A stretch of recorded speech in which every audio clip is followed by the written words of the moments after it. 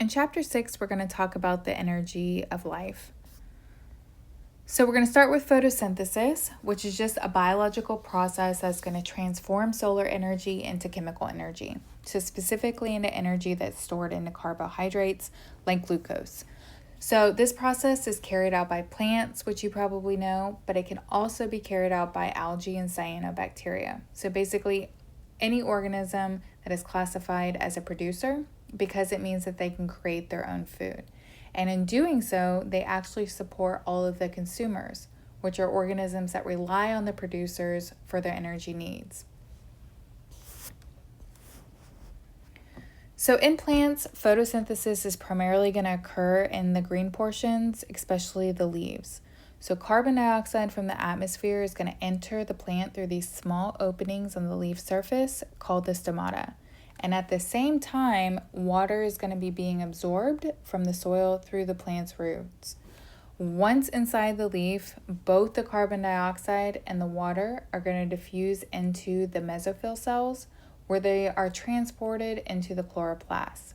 And the chloroplasts, if you remember, are specialized organelles that are actually carrying out the process of photosynthesis. So each chloroplast is going to be enclosed by a double membrane, and inside is a fluid-filled region called the stroma. A third membrane system within the chloroplast forms flattened sacs that are called thylakoids, which are often stacked into columns known as grania. So the space between the thylakoids is referred to as the thylakoid space, and you also have the thylakoid membrane that's actually going to contain the chlorophyll and other pigments that are capable of absorbing solar energy. And this absorbed energy is what's going to drive the process of converting the carbon dioxide into carbohydrates within the stroma. So the final product is going to be glucose, and it's going to become the primary energy source not only for the plant itself, but also for many other organisms who are going to consume plant material.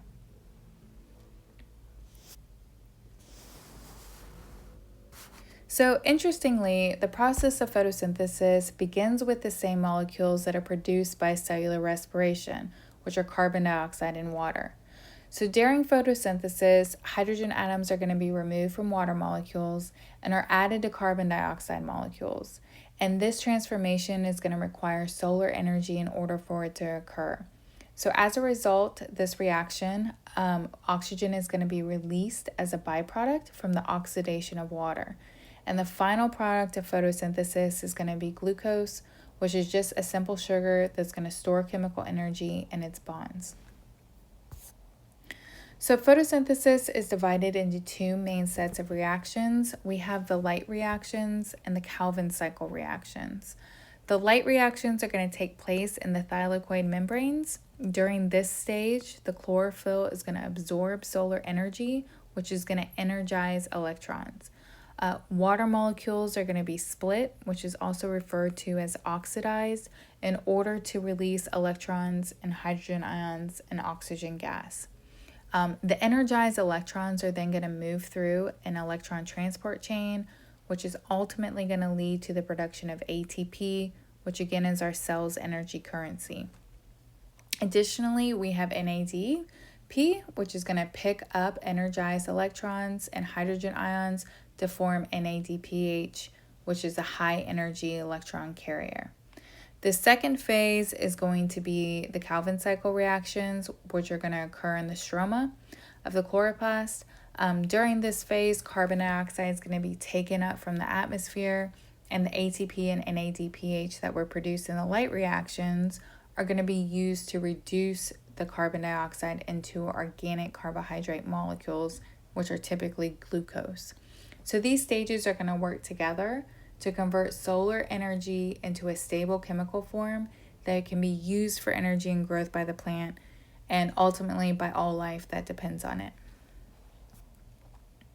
This is showing you the photosynthetic process, so we can see our light reactions occurring here, which are going to require solar energy, and we can see our Calvin reactions here, which are going to be used to produce our glucose or our carbohydrate.